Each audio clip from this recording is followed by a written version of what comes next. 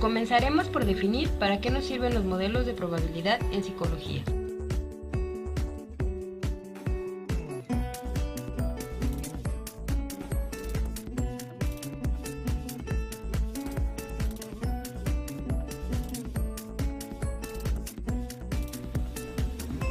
La probabilidad nos permitirá comprobar de forma numérica y probabilística nuestra inferencia o aseveración derivada de algún experimento o de algún estudio.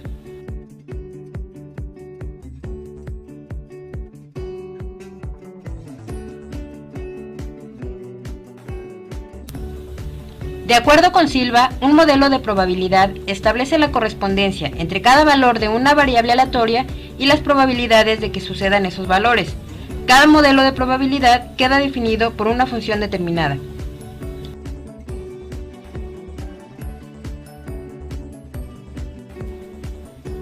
Para finalizar con este segmento, concluyo que la probabilidad y la estadística serán dos herramientas necesarias para el psicólogo de la salud. La necesidad del uso de la epidemiología en el monitoreo, evaluación y pronóstico del progreso hacia la salud estará constantemente presente. Hablemos ahora de modelos probabilísticos para comparar datos, específicamente de dos tipos de distribución, el binomial y el normal.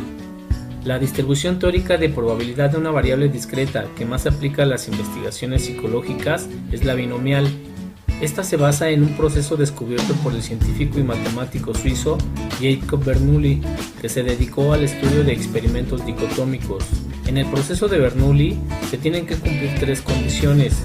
Cada ensayo debe guiar a dos resultados mutuamente excluyentes, denotando a uno como éxito y al otro como fracaso. La probabilidad de los dos resultados debe permanecer constante de ensayo a ensayo. Los ensayos deben ser independientes, es decir, el hecho de que ocurra el evento A no debe afectar la probabilidad de ocurrencia del evento B. Sobre la definición de distribución binomial, podemos decir que si realizamos n veces un ensayo de Bernoulli en el que podemos obtener éxito con probabilidad P y fracaso con probabilidad Q, diremos que estamos ante una distribución binomial de parámetros n y p y se representa con la siguiente fórmula.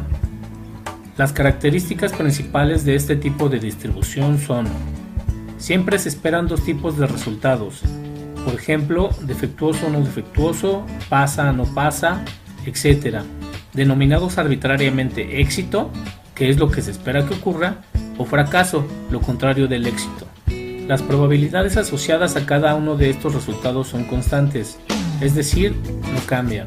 Cada uno de los ensayos o repeticiones del experimento son independientes entre sí. El número de ensayos o repeticiones del experimento n es constante.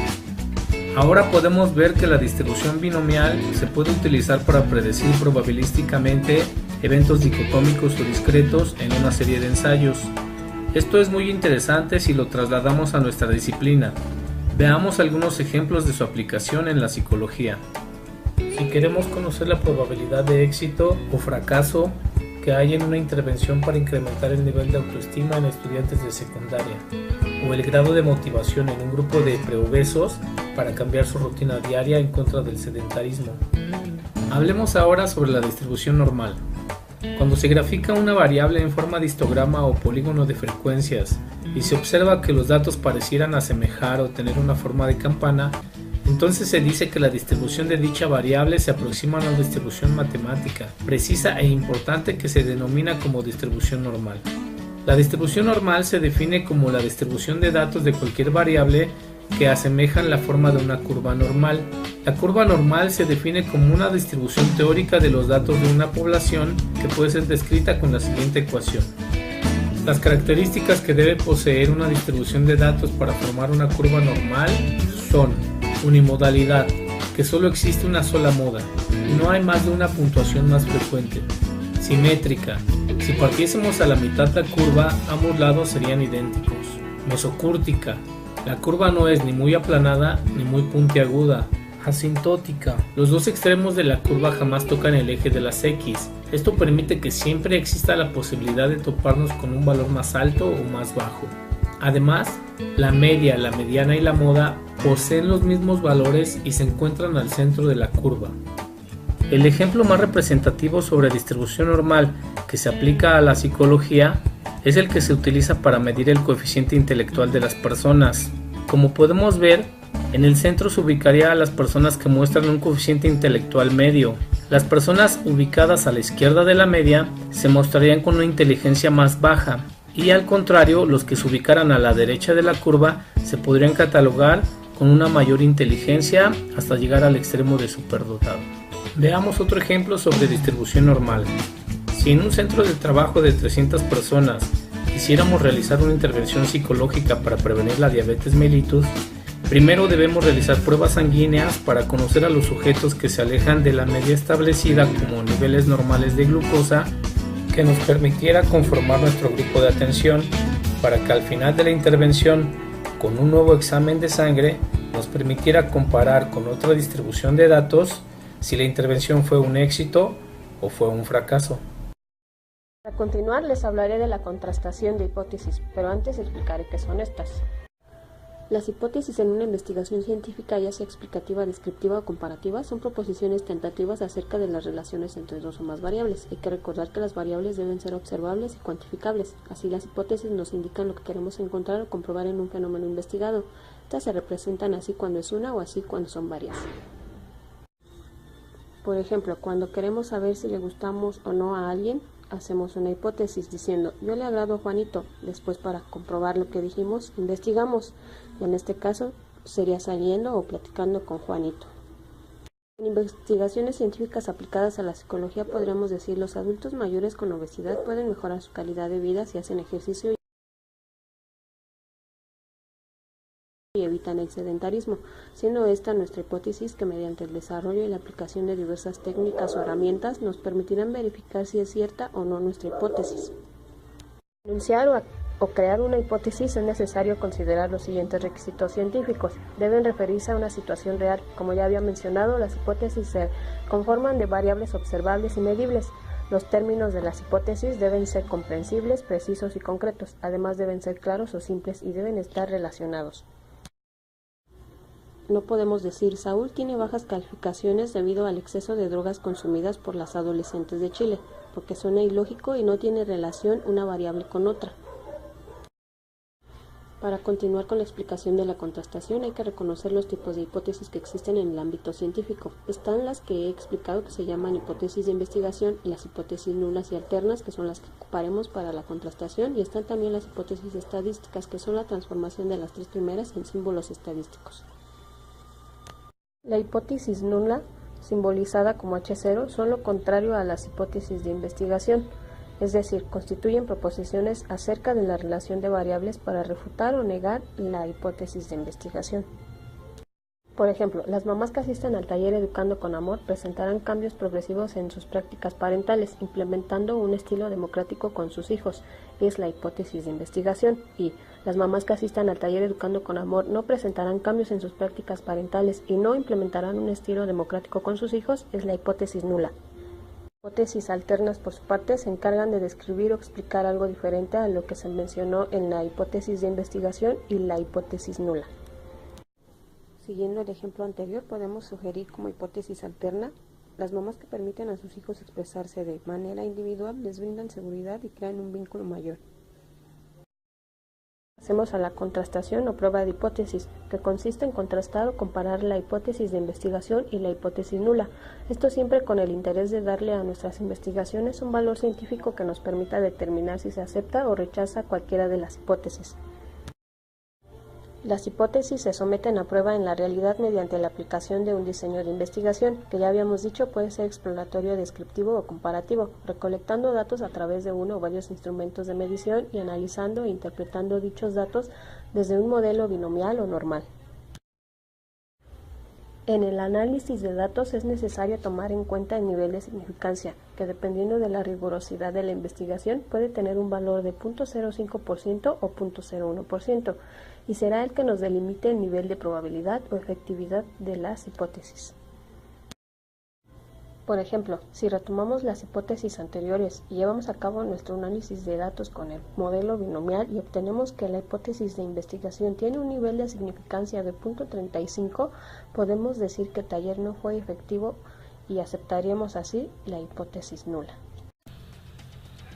De acuerdo con el segmento anterior, tenemos que la probabilidad del modelo estadístico utilizado indicará si los resultados obtenidos son debidos a la variable de interés o al azar. El método estadístico permite al psicólogo manejar la variación inexplicada al estimar la probabilidad de los sucesos al azar. El procedimiento básico asigna al azar la variación de la variable dependiente, que se debe a causas extrañas, pero de fuente desconocida.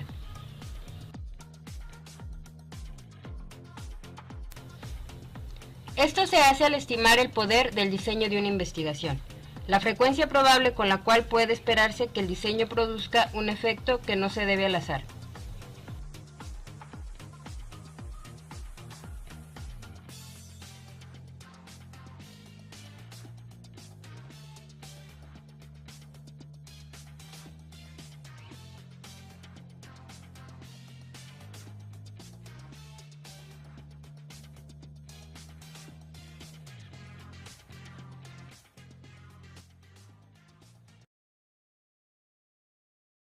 Se utilizan las variables aleatorias como modelos probabilísticos y nos sirven para hacer inferencias estadísticas de acuerdo con el tipo de variables que queremos registrar.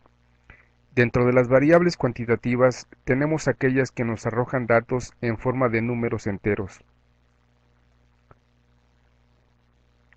y las que registran datos que son continuos, por ejemplo, estatura de las personas, nivel de colesterol o el tiempo de duración de una pila. Pero veamos primero lo que son las variables continuas y discretas y cómo funcionan. Dentro de las variables cuantitativas, que son las que se pueden expresar con un número, existen las discretas y las continuas. Las variables discretas son las que toman valores finitos o fijos, mientras que las variables continuas pueden tomar cualquier valor entre dos números dados y pueden ser infinitos. Ejemplo de variable continua: el promedio de calificaciones en un grupo de primaria. Sabemos que las calificaciones oscilan entre 5 y 10. De esta forma puede haber promedios de 6.50, 7.70, 8.10 y muchos más, los cuales son valores continuos dentro de un intervalo definido.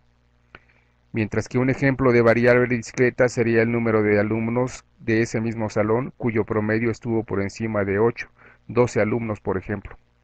Asimismo, en una variable aleatoria sus valores se determinan al azar y también pueden ser continuos o discretas. Un ejemplo de variable aleatoria discreta es el número de episodios depresivos que sufre una persona a lo largo de su ciclo vital. El experimento consiste en encontrar personas que hayan sufrido episodios de depresión a lo largo de su vida.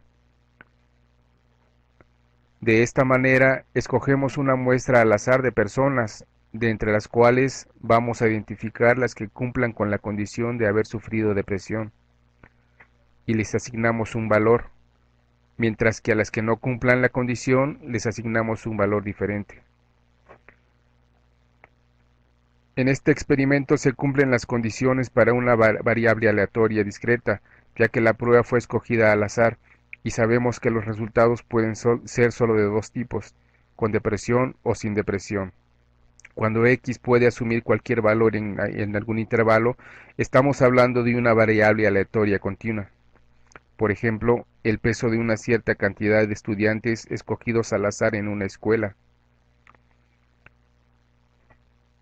Escogemos un intervalo de 40 a 100 kilogramos, lo que nos proporcionará un conjunto de valores entre los cuales se encuentran los resultados que estamos buscando.